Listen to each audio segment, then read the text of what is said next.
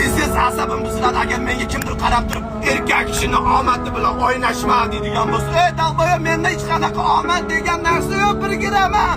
Bu yerda sabr, mehnat, birovlarning fikriga qo'tadi qo'yib qo'yish va luboy mana sharoitga ko'nib ketadigan, luboy komfort zonadan chiqib ketadigan, mana duxva bor, yurak bor, yibat. Bu qaysi turibdi dalboyib erkak kishini omadi bilan o'ynashma deb qo'ysa, hammasi shu gulli ko'rpasini ustiga yotib olib erkak kishinin omadi bilan o'ynashma deb nihoya harakatni meni kutadi, qachon jalabda oltin qush kelib boshga chiqib ketishini.